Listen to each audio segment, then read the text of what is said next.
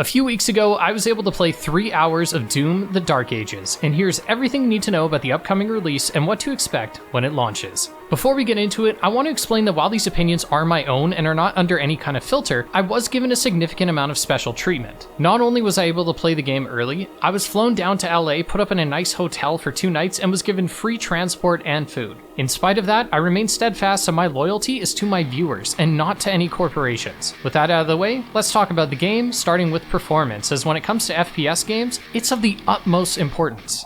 With shooters, having a consistent frame rate is pertinent to maintaining a sense of flow. And it's not just the base frame rate, but the 1% lows that can have a huge impact on the game feel. I'm happy to report that the game ran at a flawless max settings, 4K, 60 FPS with DLSS on, but no frame generation. I couldn't get the full spec breakdown, but I knew we were playing on a 4090, which is by no means a mid-range card, but the point remains that the game ran great, and that cannot be undervalued. Any of the modern Doom games are an overload of blood, sparks, and bullets, which is great and all, but if that impacted the performance at all, then it would all be for nothing. And I'm glad to say that the never-ending gore was never an issue for the frame rate. Now let's talk about the gameplay, because my god is it satisfying.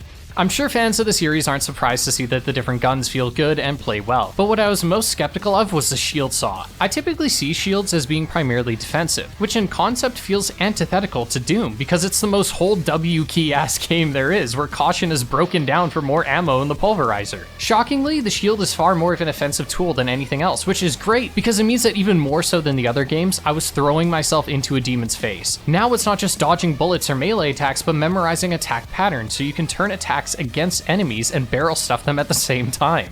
This changes how the bullet hell-esque gameplay functions too. Instead of dodging in any direction, I'm throwing myself into parryable attacks, which gives a higher risk and reward to the gameplay. You won't see too many of the sections I'm going to talk about because we were only able to record footage of the siege level, but I can confirm that each level was on equal level of quality. We played the tutorial, a level where we piloted an Atlan, which is a massive mech, a level where we rode a dragon, and the aforementioned siege level. As far as glitches go, there were only 2 I encountered. One where I tried to jump on top of an elevator while it was moving, causing me to get stuck, and another where, when riding the dragon, there was an audio issue. Both of these were already on the dev team's radar, and in my experience, things like this are almost always fixed by launch, so I'm not concerned with polish. I don't want to talk about the Atlan and Dragon levels too much because I don't have any footage to back up what I'm saying, but man, were they fun. The Atlan was something I had considered would be potentially boring, but it was actually a great break from the gunplay. It sees us punching the larger demons, trampling over soldiers and smaller demons like ants, eventually being able to pick up a massive minigun and just shred enemies. I couldn't confirm if it was intentional, but this gun is able to shred in such a satisfying way, and each bullet sounded like a distorted guitar, making it one of the most metal moments in a game I've played in ages.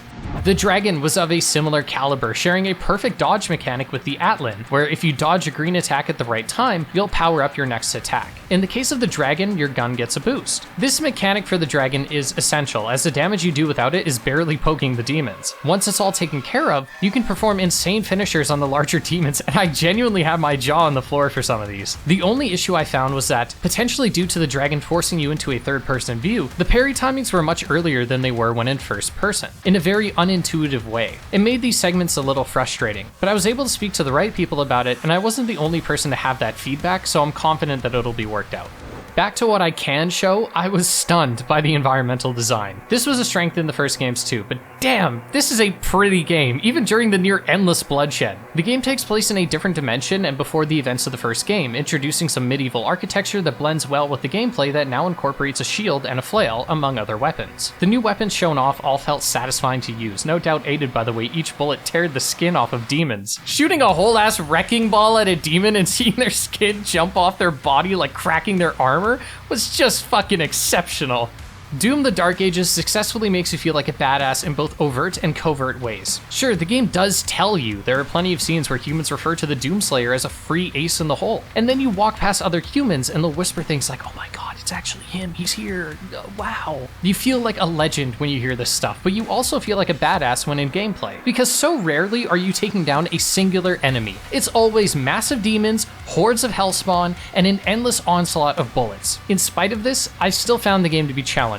I think for anyone familiar with shooters, you'll find the game is plenty easy to pick up, but you still need to maintain a rhythm in combat.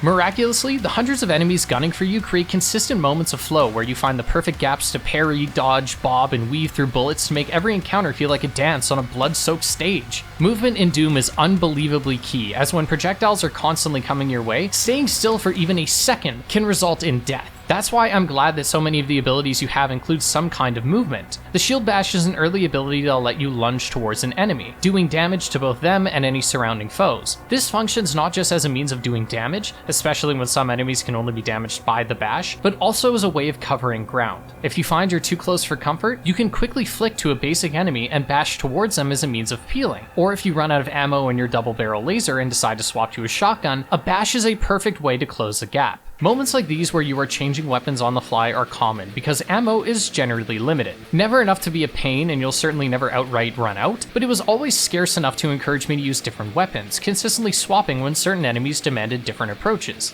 Ammo is one of 3 resources, with the other 2 being health and shields, all of which can be picked up around the levels, but can more consistently be acquired through performing executions and melee attacks. You have 3 charges for your melee weapons that can be recharged naturally over time, though slowly, or you can charge them faster by picking up boosters in the world or by doing damage and parrying. Most of the time, you'll always have a melee charge, assuming you aren't spamming them, and when using a melee, you'll do a ton of damage and get some ammo and health. Once again, this is another way the game pushes you to be more aggressive, as in order to keep up the pace, you'll need the ammo, and when punished for missing a parry, you'll quickly be able to rebound with a melee attack, get some health, and get back into the action. In this regard, the Dark Ages is Doom at its most accessible, visceral, and aggressive.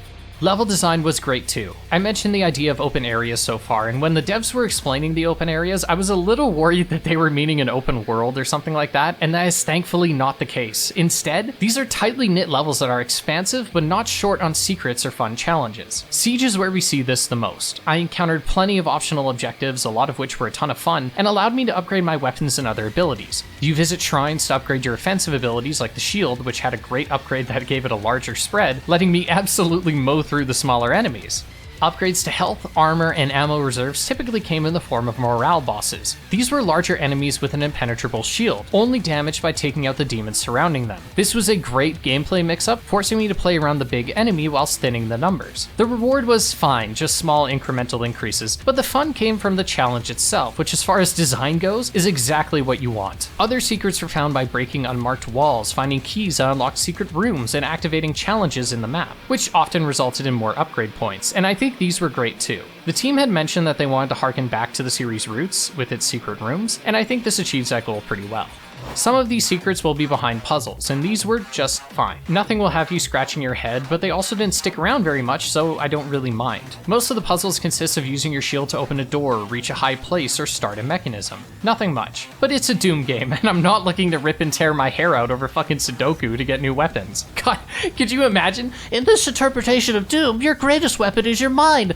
I'm sorry, all of this testosterone-filled gameplay is taking a toll on me. Back to the fun stuff, combat. The difficulty arises from enemy numbers and variety. You'll have a lot that can be taken down through just bullets obviously, but plenty that need to be shield bashed, shot with a specific type of weapon, or have their armor superheated with bullets first, and then shattered with the shield throw. It reminded me a lot of the Arkham games, which sounds insane, but hear me out. In those games, part of the rhythm came from the different prerequisites you had to taking an enemy down, like needing to jump over a baton enemy, and it allowed the combat to be more than button mashing. Here, the same philosophy is applied to make sure that you're not simply unloading lead the whole time. Sure, it's what you do most of the time, but the game doesn't let it get old.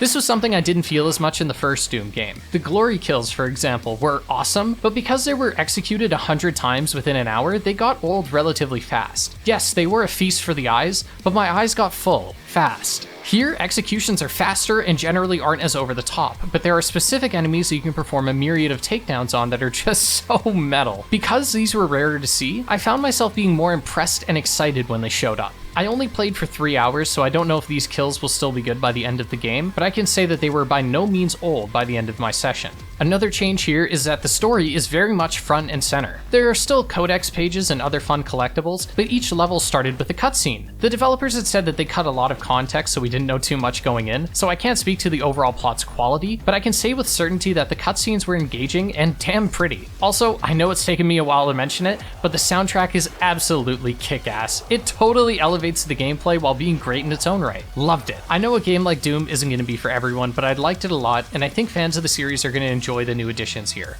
Overall, I was severely impressed with Doom: The Dark Ages. The aesthetic of the game is top-notch, it ran great, had barely any bugs, no crashes, and presents smooth gameplay that makes you feel like a total powerhouse. It's hard for a game to offer a challenge while also making you feel like a badass, and Doom achieves this with flying colors. Level design is tight, concise, and there are plenty of moments where you don't actually shoot guns that are just as fun as the rest of the game. Taking down giant demons with a giant mech shooting a turret while flying a dragon, it's sick! But there are some negatives. I think the parry timing on the dragon is very inconsistent, and there were 2 bugs. I'm hopeful these issues will be ironed out by launch, and I'm even more excited for the game now.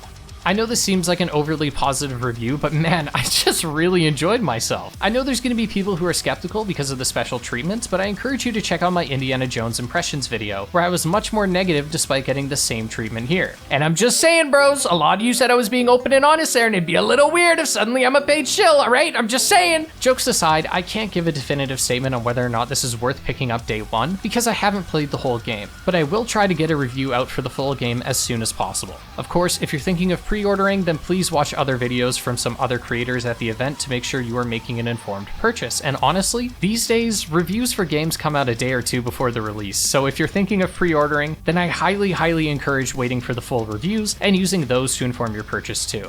Thank you all so much for watching this video, and thank you for supporting the channel either through Patreon or by just watching and sharing these videos. It's because of you people who watch and thus give me a platform that I'm able to go to these events and get review codes and speak directly with developers, and I feel so blessed to have that opportunity. I could never get to do these extraordinary things without your support, and that's why my loyalty is always to you and not to these companies. So thank you, and I hope you have an excellent rest of your day.